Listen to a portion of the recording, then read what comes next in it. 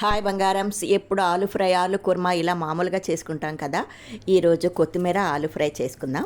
Mixie జార్లోకి చిన్న అల్లం ముక్క, చిన్న కొబ్బరి ముక్క, 4-5 పచ్చిమిరపకాయలు, స్పూన్ జీలకర్ర వేసి కచ్చా పచ్చాగా గ్రైండ్ చేసుకోవాలి. కుక్కర్లో బంగాళదుంపలు ఒక్క విజిల్ రానివ్వాలండి. అంటే 50% మాత్రమే ఉడకాలి.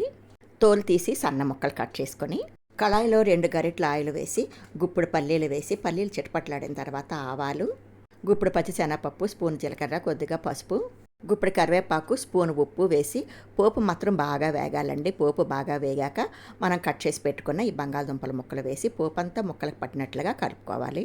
దుంపలు ముందు సగం ఉడికించాం కదా, పోపులో మిగతా సగం ఉడకాలి. ముక్కలు పోపులో బాగా వేగాక ఇందాక మనం గ్రైండ్ చేసుకున్న కొబ్బరి, అల్లం తురుము వేసుకోవాలి. బంగాళదుంపలను ఎక్కువగా ఉడికిస్తే ముద్దగా అయిపోతుందండి. అందుకని ఇలా పొడి పొడిగా ఉన్నట్లుగా ఉడికించుకోండి. సన్నగా కట్ చేసిన కొత్తిమీర ఒక పెద్ద కప్పుతో వేసుకుంటే అంతేనండి, ఆలు కొత్తిమీర ఫ్రై రెడీ.